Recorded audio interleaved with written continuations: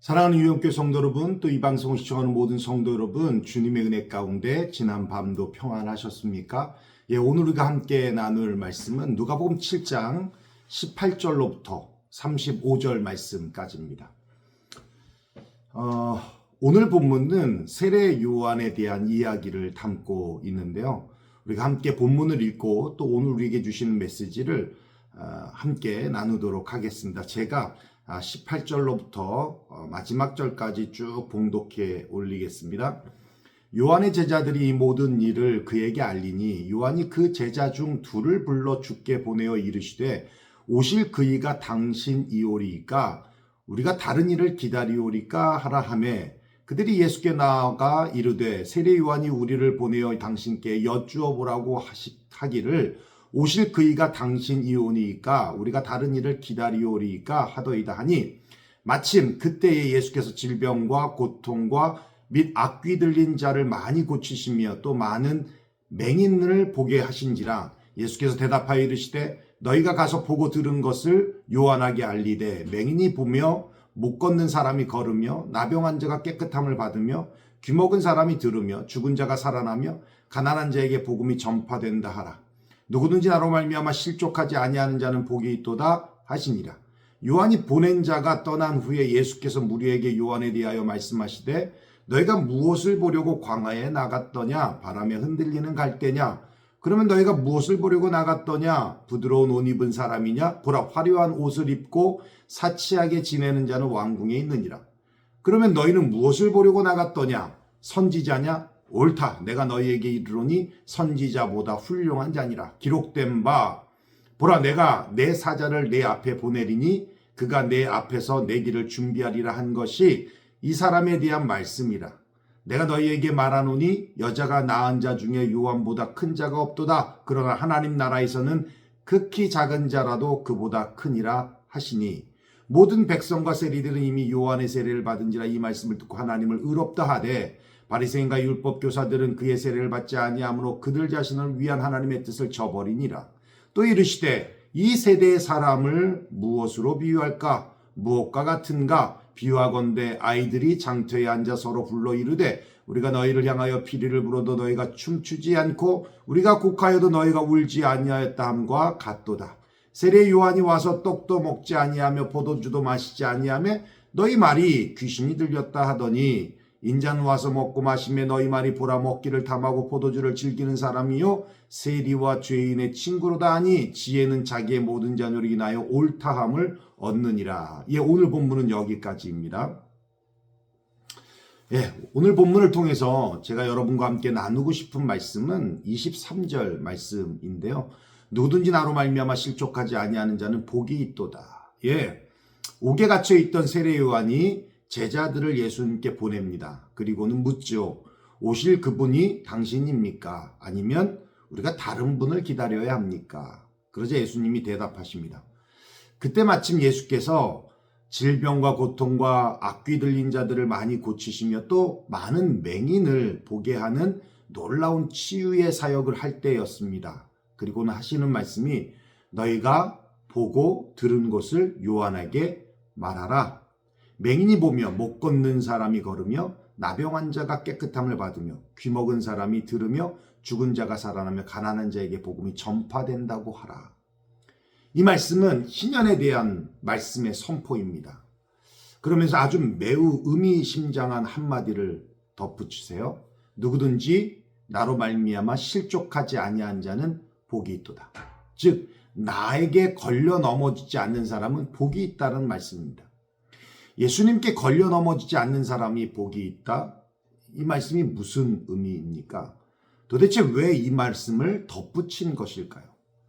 예수님은 세례 요한의 죽음을 예견하셨습니다. 그러나 예수님은 그를 위하여 아무 일도 하지 않으셨어요. 우리가 어제 봤지만 나인성의 죽은 아들을 살려내고 병든 하인을 고치시고 눈먼 자도 눈을 뜨게 하셨는데 감옥에 갇힌 세례 요한은 건져주지 않으셨다는 거예요. 침묵하셨다는 겁니다. 거기에 시험 들지 말라는 거예요. 실족하지 말라는 거예요. 그렇습니다. 하나님은 요한의 죽음을 모르고 계시지 않았다는 겁니다. 요한의 죽음은 하나님 편에서도 분명히 손해입니다. 그럼에도 불구하고 아무런 행동을 취하지 않았다는 것은 일단 죽음에 대한 의미가 담겨 있다라는 거예요. 그는 죽었습니다. 그러나 그의 죽음을 통하여 불륜을 저지른 헤롯의 죄가 드러났습니다. 자기 배다른 동생인 빌립의 부인인 헤로디아를 빼앗아 자기 부인 삼았던 죄입니다. 세례 요한의 직언은 헤롯의 죄에 있는 것이 아니라 회개에 있었던 거예요. 그러나 그는 회개하지 않았습니다. 헤롯의 모습을 통해서 우리 인간의 모습을 보여주고 있는 거예요. 죄의 지적이 회개로 이끌어내는 것이 아니라 변명하고 감추고 숨기려 한다는 그 모습을 적나라하게 폭로하고 있는 겁니다. 뿐만 아니라 그의 죽음을 통해서 우리가 어떻게 살아야 하는 것을 믿음의 후손들에게 말해주고 있다는 거예요.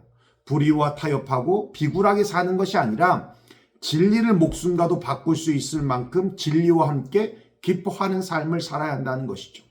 아벨의 죽음을 통하여 역시 동일한 교훈을 우리에게 주는데요. 아담과 하와의 불순종으로 인해서 죄가 들어오고 가인을 통하여 나타났는데 이 얼마나 악하고 잔인하고 이기적인지, 그와 동시에 아벨의 죽음을 통해서 우리에게 말씀하고 있는 것은 믿음으로 아벨은 가인보다 더 나은 제사를 하나님께 드림으로 의로운 자라는 증거를 얻었으니 하나님이 그 예물에 대하여 증언하심이라. 그가 죽었으나 그 믿음으로 지금도 말하느니라.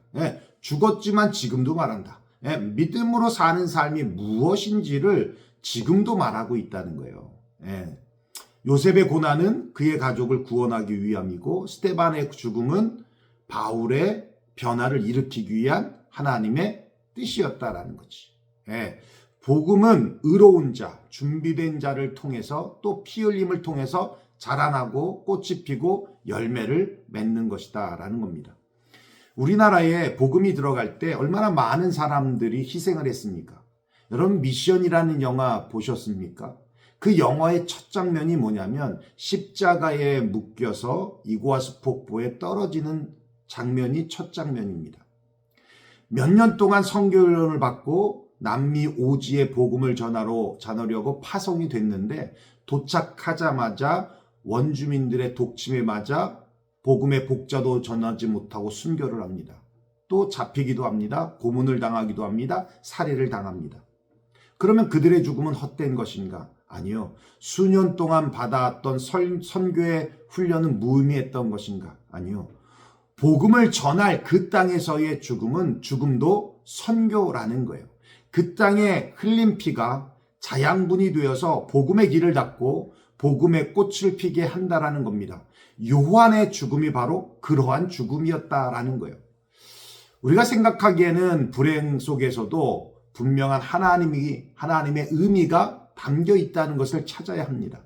내가 생각할 때 또 이생의 삶의 가치관으로 보면 불행이라고 판단될지 모르지만, 하늘의 가치관으로 본다면 그것은 불행이 아니라 하늘의 메시지가 담겨 있다는 겁니다. 하나님은 의로운 자의 죽음을 통해 하늘의 메시지를 우리에게 전달한 것이고, 죽음으로 하늘의 메시지를 우리에게 증거해주고 있다는 거예요. 예수님은 그를 구해내지 않았습니다.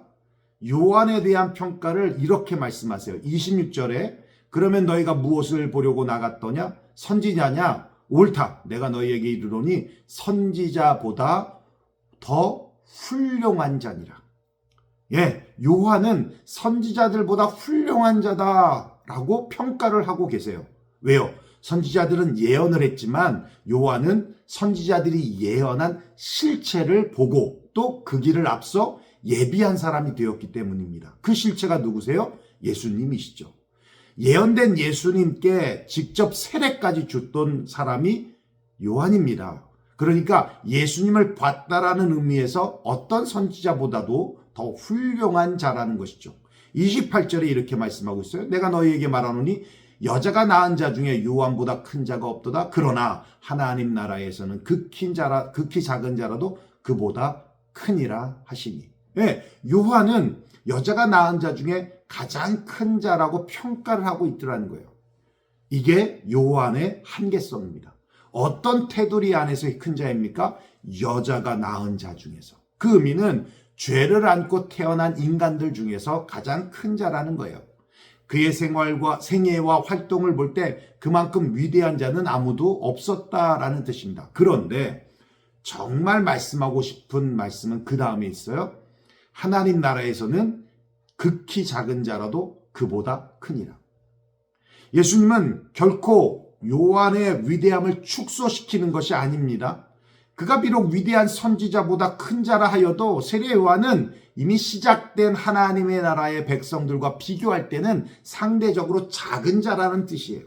왜냐하면 그가 비록 그리스도의 선구자로서 그리스도를 직접 증거하는 사역했다는 면에서는 구약에 속한 어떤 선지자들보다 탁월했지만 그는 여전히 옛 언약인 구약에 속해 있는 옛 세대의 사람이었고 신약의 예비 단계에 있었던 사람이었기 때문이라는 겁니다. 반면 신약에 속한 성도들은 세례 요한과 같이 강하고 담대한 활동을 보이지 못한다 하더라도 신약의 성도들은 예수의 십자가와 부활의 의미를 우선적으로 이해하고 또 신구약 66권으로 구성된 이 계시의 완결서인 이 책을 늘 묵상할 수 있기 때문입니다. 또 예수님과 한 몸으로 연합되어서 영원토록 함께 살아가는 자들이기 때문에 세례 요한과는 비교조차 할 수 없는 영광스러운 하나님의 자녀들,